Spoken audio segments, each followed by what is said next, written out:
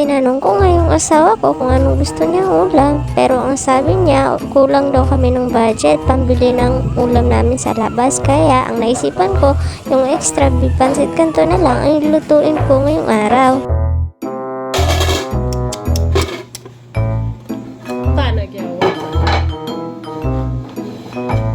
Dahil sa kakulitan ng anak ko, naabot na yung platong paglalagyan ko ng pancit canton.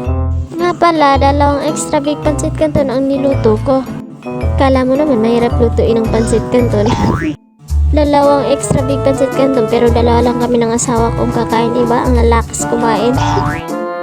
Pero wag kayong mag-alala, umiinom din naman kami ng maraming tubig kasi alam namin na pancit canton is prone talaga yan sa UTI.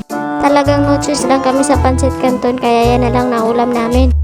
Uy, baka sabihin niyo bakit ang putla ng niluto ko ha?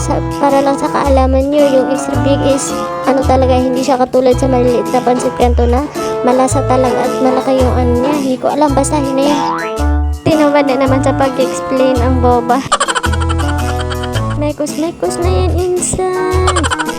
Pero seryoso, ang extra big talaga is maputla talaga compare sa maliit na pancit canton.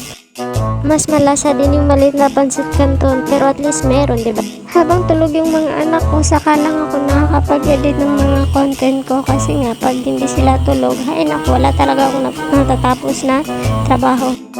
Nakakapag-edit lang ako pag tulog na yung mga anak ko kasi pag hindi sila tulog, wala talaga ako natatapos na content. Mahirap kasi mag-edit kasi kailangan talaga ng time para matapos yung pag-edit. Minsan, ang free time ko sa pag-edit gabi or tulog yung mga anak ko. Yun lang, salamat!